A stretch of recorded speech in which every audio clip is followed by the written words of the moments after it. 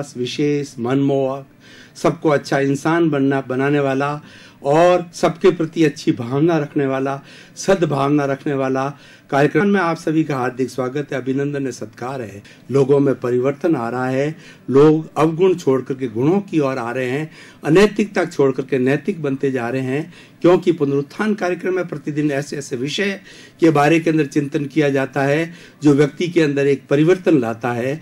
तो हम उसी क्रम में आज का विषय हमारा नैतिकता।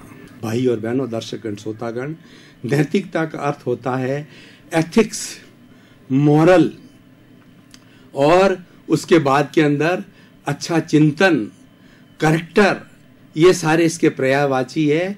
और नैतिकता वो मूल्य है जो समाज के द्वारा स्थापित किए जाते हैं, जिससे समाज के अंदर एक अनुशासन रहता है, समाज में सबको न्याय मिलता है, समाज के लोग परस्पर शांतिपूर्ण सहअस्तित्व के साथ में जो रह सकते हैं, तो वह इस नैतिकता के माध्यम से होता है। नैतिकता एक ऐसा विषय है, अगर व्यक्ति अपना लेता है तो वह व्यक्ति सबसे बड़ा धार्मिक है, वो सबसे बड़ा व्यक्ति परोपकारी है। और नैतिकता अगर कोई भी परिवार अपना लेता है तो उस परिवार की इतनी साख होती है कि पूरे समाज के अंदर ये कहा जाता है कि ये परिवार जो है बहुत ही नैतिकता वाला है, अच्छे सिद्धांत रखने वाला है और ये समाज का कल्याण करने वाला है। और ये कि ये बात समाज पे लागू होती है, राज्य पे लागू होती है, देश पे लागू होती है और पूरे विश्व के ऊपर लागू होती है।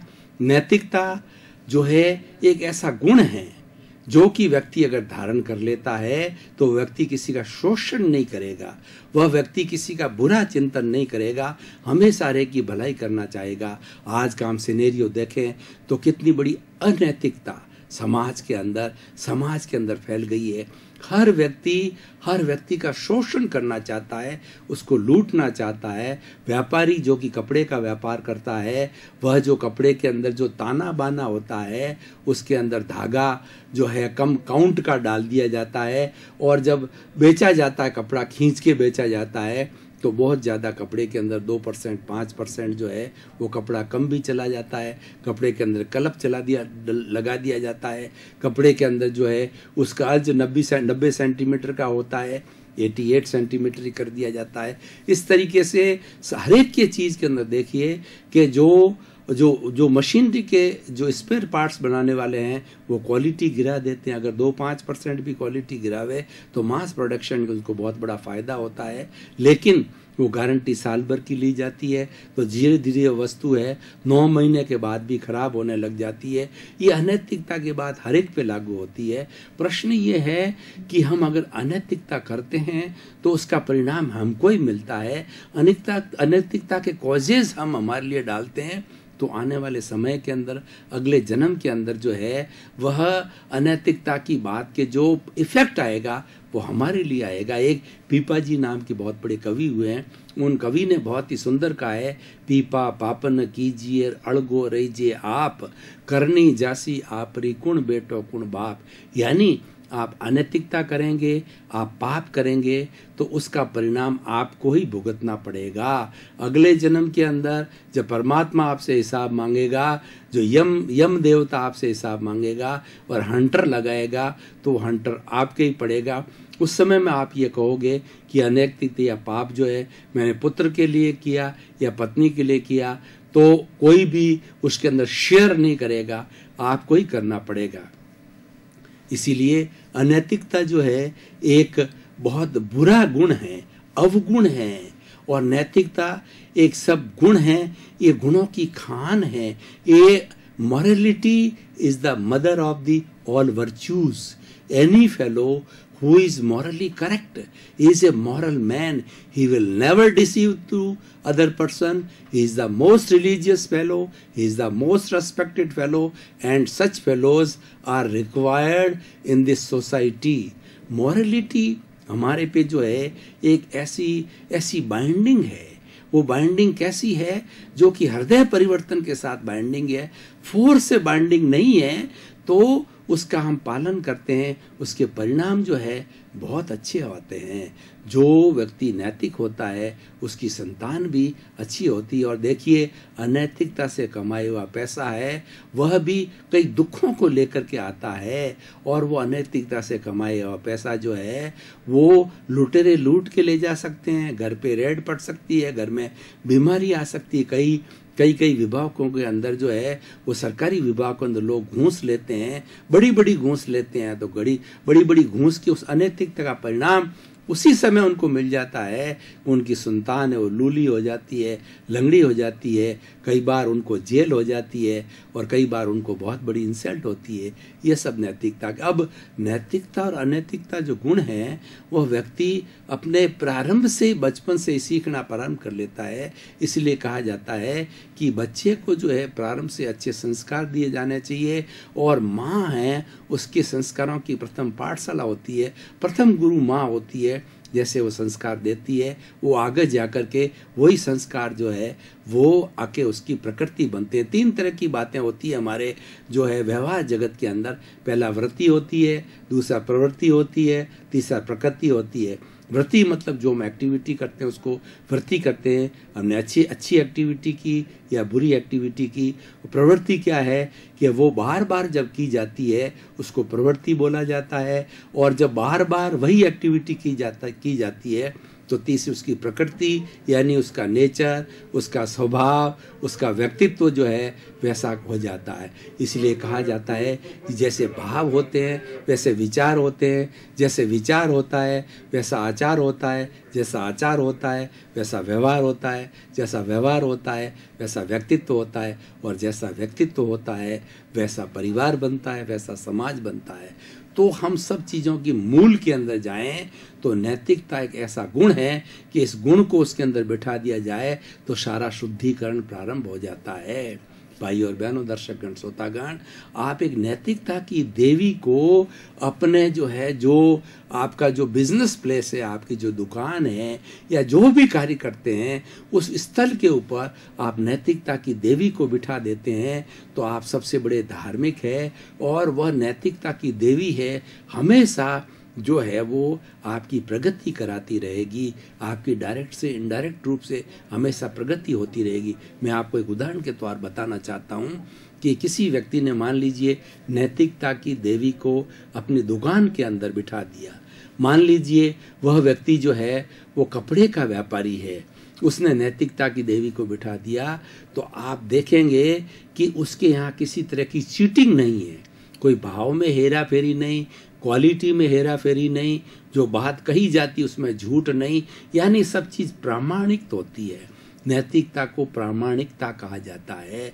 अगर वो प्रामाणिक शॉप है तो आप देखेंगे कि धीरे धीरे उस शॉप के ऊपर जो है इतने ग्राहकों का तांता लग जाता है कि उसको जो है वो बात करने भी दुकानदार को फुर्सत नहीं मिलती, सभी ग्राहकों को संतुष्ट नहीं कर सकता, यानी उसकी सेल कई गुना बढ़ जाती है, उसका प्रॉफिट कई गुना बढ़ जाता है। अब देखिए उसने तो एक गुण नैतिकता को अपनाया और उसका कितना बड़ा लाभ हुआ, उसको कितनी बड़ी। अब वो एक उदाहरण आप उसके सामने एक दूसरा उदाहरण लीजिए।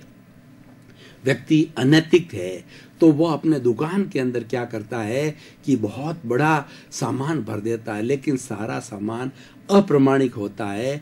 जो भाव कहा जाता है, जो दिया उस पर लिखा हुआ होता है या बोला जाता है, और वो बहुत ज़्यादा प्रॉफिट लिया जाता है। क्वालिटी जैसी कही जाती, डुप्लीकेट चीज़ें रखते हैं और बहुत सी, हालांकि उसके पास में बहुत बड़ा स्टॉक है, लेकिन धीरे धीरे आप देखेंगे कि ग्राहक जब उसके प्रोडक्ट को ले जाके उपयोग में लेते हैं तो वो बात गलत साबित होती है, वो चीज़ डुप्लीकेट मालूम होती है, वो उसकी रेट मार्केट के अंदर है वो इससे ज़्यादा कम होती। धीरे धीरे उस व्यक्ति की पोल खुलने लगती है। पोल खुलते खुलते जो है वो सारे ग्राहक है वो वहाँ से उसका पिंड छुड़ाने लग जाते हैं, उसके ग्राहक कोई नहीं आता है, और धीरे धीरे एक दिन उसको दुकान बंद करनी पड़ सकती है, उसको बहुत बड़ा लॉस हो सकता है। लॉस के साथ साथ में उसकी बड़ी बदनामी हो जाती है कि व्यक्ति बहुत बड़ा नालायक है, बहुत बड़ा बदमाश व्यक्ति है। तो देखिए अब दोनों बातें हैं, एक नैतिकता का पालन करने वाला, एक अनैतिकता पालन करने वाला, उसको सुख मिला, उसको शांति मिली। जो व्यक्ति नैतिक होता है वह व्यक्ति आराम की नींद लेता है, चाहे उसको प्रॉफिट कम मिले, लेकिन उसके मन के अंदर बड़ा संतोष होता है, बड़ी शांति होती है, क्योंकि वह सोचता है मैंने किसी को धोखा नहीं दिया। दूसरे को धोखा देना, वह धोखा तो पता नहीं कब होगा या नहीं होगा, उसको तुरंत धोखा हो जाता है। जो व्यक्ति दूसरे का खड्डा खोदता है, उस खड्डे में तो जाके वो कब गिरेगा, लेकिन पहले उसी समय उसकी मौत हो जाती है। जो व्यक्ति दूसरे का बुरा सोचता है तो दूसरे का तो बुरा होगा या कब होगा, लेकिन जब उसने चिंतन प्रारंभ किया तब से उसका बुरा प्रारंभ हो जाता है। इसीलिए कहते हैं कभी भी नेगेटिव थॉट्स नहीं रखने चाहिए, पॉजिटिव थॉट रखने से पॉजिटिविटी बढ़ती है, और ज्यों ज्यों पॉजिटिविटी बढ़ती है हम मोक्ष की ओर अग्रसर होते हैं। और जितनी जितनी नेगेटिविटी हम रखते हैं उतना उतना पाप हम अर्जित करते हैं, हमारी आत्मा उस पाप से बहुत भारी होती है, और पाप का बढ़ा करीन कभी न कभी जरूर फूटता है। इसलिए कुल मिलाकर के भाई और बहनों, दर्शक गण, श्रोतागण, ये नैतिकता का विषय ऐसा है कि आज हमें एक अच्छा माहौल बनाना है। आज का माहौल चारों तरफ अनैतिकता का है, हर व्यक्ति को लूट रहा है, हर व्यक्ति को बेवकूफ बना रहा है, पर उसको पता नहीं कि मैं बेवकूफ दूसरों को बना रहा हूँ, सबसे ज्यादा बेवकूफ मैं स्वयं को बना रहा हूँ। जितना जितना आप शोषण का कार्य करेंगे, लूटने का कार्य करेंगे, उतने उतने ज्यादा आप शोषित होते जाएंगे, और एक समय ऐसा आएगा कि आपकी दुर्गति निश्चित है, और उसके साथ साथ के अंदर मरने के बाद भी जो है आपका स्थान नरक के अंदर बहुत तैयार है। देखिए, एक उदाहरण के तौर पर मैं बताना चाहता हूँ आपको।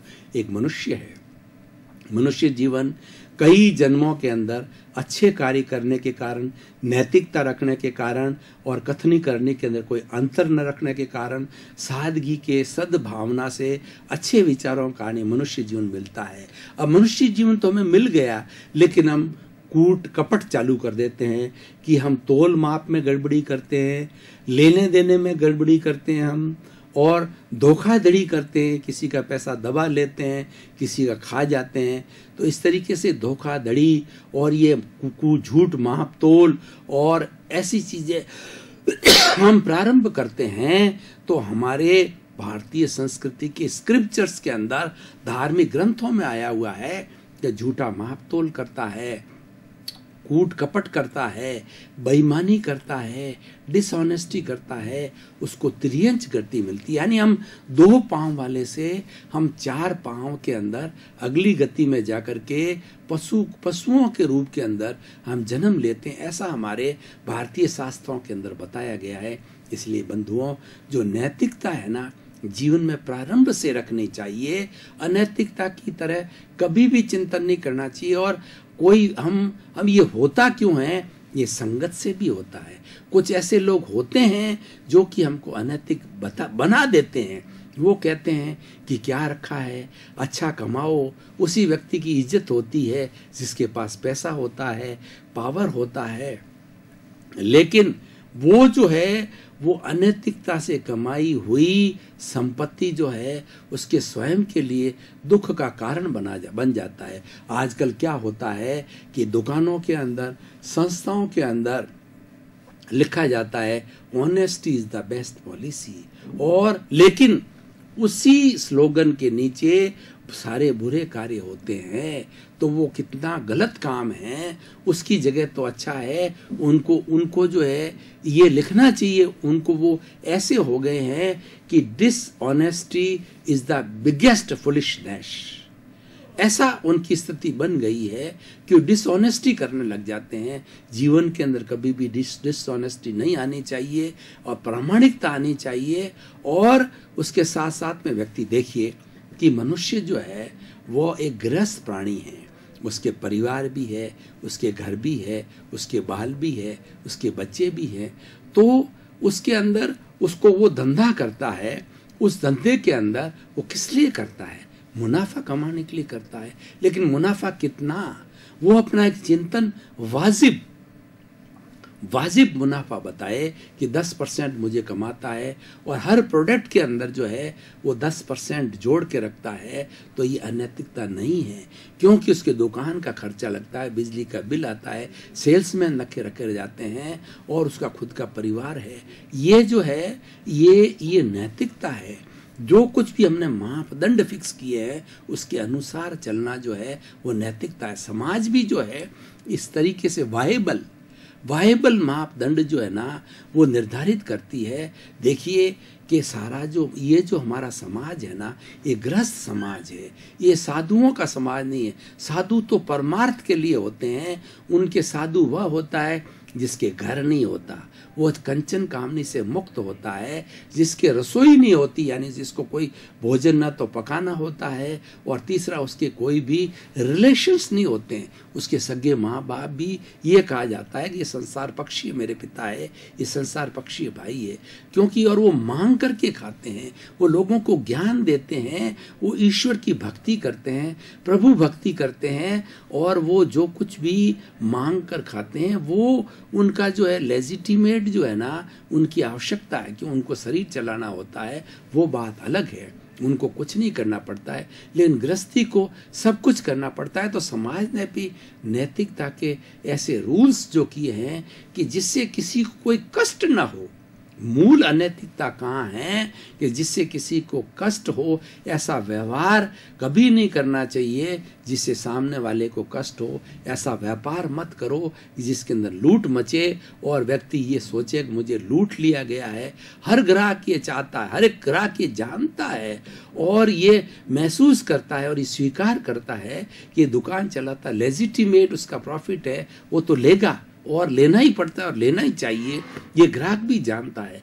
लेकिन जब ग्राहक के मन में ये आती है कि मुझे लूट लिया गया, लूट कैसे लिया गया? मान लीजिए वो 100 रुपये की चीज़ खरीद के लाया, मार्केट में पता करें कि वह उसकी जो वाजिब जो दर है वो 30 रुपये, ये 50 रुपये, तब वो कह रहा है लूट लिया गया है। और वह चीज़ अगर मार्केट के अंदर 100 रुपये में खरीद के आया, कई जगह 90 रुपये में मिल सकती है उसको, कम प्रॉफिट वाली के अंदर, या होलसेल में मिल सकती है, तो वो उसको फील नहीं करेगा कि भाई जो खुदरा व्यापारी है वो 10% तो कमाएगा ही, नहीं कमाएगा तो कैसे काम चलेगा। ये तो कमाने पर बात गई। दूसरी अनैतिकता की बात हमारे व्यवहार में भी होता है। घर के अंदर, इस समाज के अंदर स्त्री पुरुष जो है दोनों तरह के लोग होते हैं।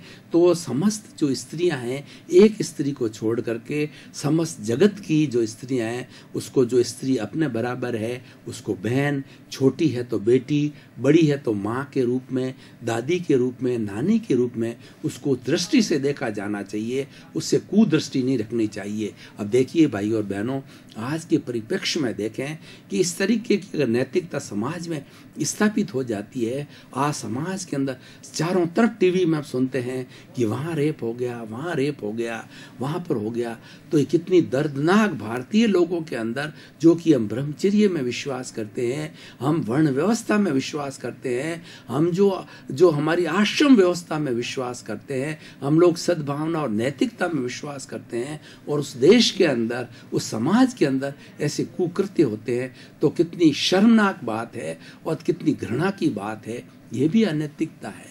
अनैतिकता जो है ना, जितना भी दूषण है, जितना भी जो कि लोगों को कष्ट देने वाला है और जिसको कि समाज ने मान्य नहीं किया है, उसके विरुद्ध जाना है, वो सारी अनैतिकता है। तो हमें एक डिसिप्लिन्ड सिटीजन की तरह समाज में रहना चाहिए, घर में रहना चाहिए। घर के साथ जो है आप छोटों के साथ में और बड़ों के साथ के अंदर दुर्व्यवहार करते हैं, भाषा के माध्यम से, शरीर के माध्यम से दुर्व्यवहार करते हैं, वह भी अनैतिकता है। बड़ों को जो है टॉलरेंस पावर होनी चाहिए और छोटों को जो है रेस्पेक्ट दिया जाना चाहिए। बड़ों को छोटों के प्रति वात्सल्य की भावना होनी चाहिए और छोटों को जो है बड़ों के प्रति जो रेस्पेक्ट की भावना होती है। ये गिव एंड टेक जो हमारी नैतिक कार्य होता है, वो गिव एंड टेक से होता है कि रेस्पेक्ट दो और रेस्पेक्ट लो। ये बहुत अच्छा फॉर्मूला है।